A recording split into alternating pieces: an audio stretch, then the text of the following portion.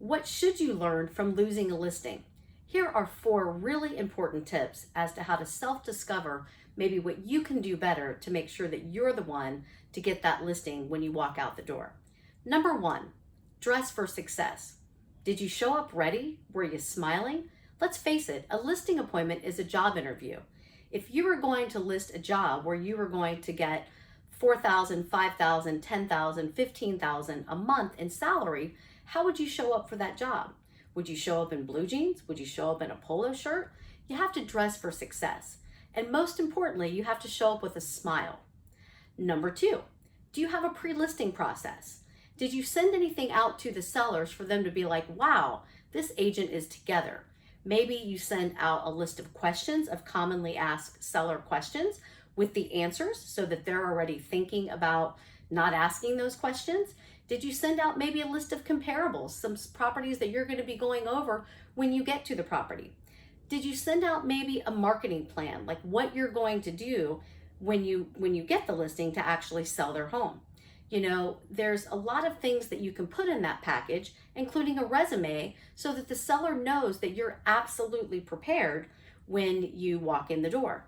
Number 3, do you have a pre-listing ritual? What do you mean by that, Denise?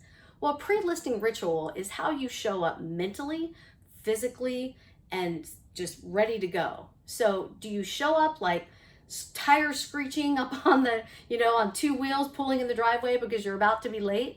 Or do you show up, pull up front 10, 15, even 20 minutes early, sit in the car, review your comparables, know what you're going to say to the seller when you get there, really focus on your mind on like, I am the best agent for the job of selling this home. They are going to be eager to list with me. I have amazing marketing plan and I'm going to nail this presentation. Is that what you are saying to yourself? Or are you saying like, oh my God, I'm so afraid. I don't know if they're going to hire me. This is a big listing, et cetera, et cetera. What are you saying to yourself right before you go in that appointment? How are you preparing just, 5, 10, 15, 20 minutes before you get there? And then finally, number 4, this is a big one. So please listen closely. This is where most agents absolutely fail. Even if you show up early, even if you set a pre-listing package, and even if you look great and your mindset is dead on to get that listing, what happens if you don't know what's going on with the seller? What happens if you don't know their motivation? Like, why are they moving? Super important. When do they need to be somewhere? Why are they going there? When do they need to be there?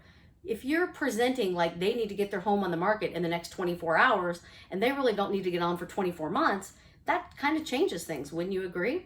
You need to also know like why they're selling. Are they moving for a job transfer or are they moving into an assisted living? Like, how can you help them best? So if you don't know the pre-qualifying questions as to how to ask a seller where they're going, where they're moving to, what they expect for their home, information about their property, then you really are way behind the 8 ball, no matter how good you look, no matter what time you show up, and no matter how amazing your pre-listing package is you have to pre-qualify that seller.